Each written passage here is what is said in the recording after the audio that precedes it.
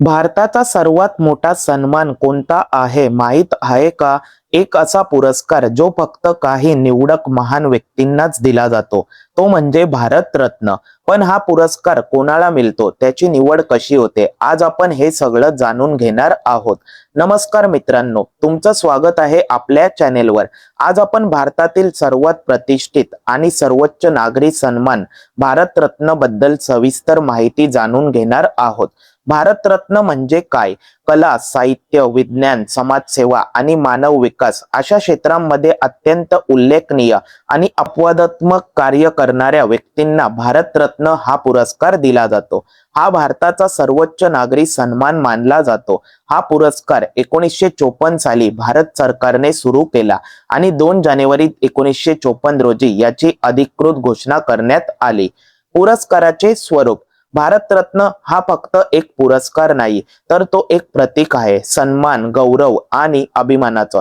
हा पदक पिंपळाच्या पानाच्या आकाराचा असतो. तो कास्य धातूपासून बनवलेला असतो. पदकाच्या समोर बाजूला सूर्याची आकृती कोरलेली असते आणि त्याखाली भारतरत्न लिहिलेलं असतं. मागील बाजूस भारताचं राष्ट्रीय चिन्ह असतं आणि त्याखाली सत्यमेव जयते असं कोरलेलं असतं. हे पदक पांढऱ्या रंगाच्या फितीमध्ये बांधून गळ्यात घातलं जातं.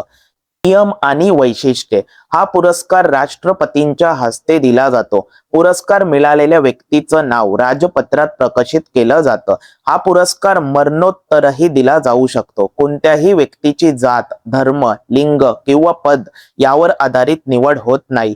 विशेष बाब म्हणजे राष्ट्रपतींना हा पुरस्कार परत घेण्याचा अधिकारही असतो. बदल आणि इतिहास. 1955 साली या पुरस्काराच्या नियमांमध्ये काही महत्त्वाचे बदल करण्यात आले.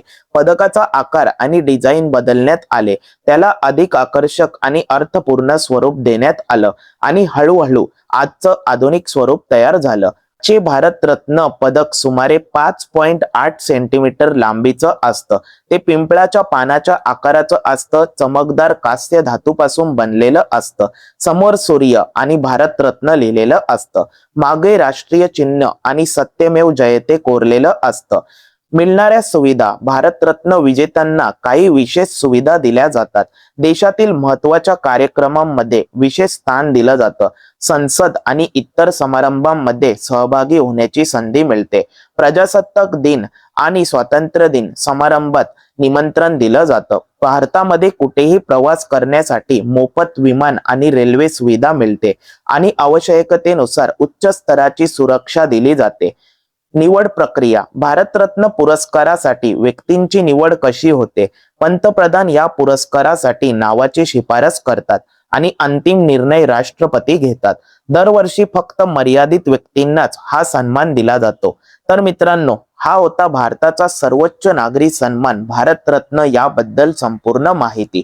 तुमच्या मते पुढचा भारतरत्न कोणाला मिळायला हवा?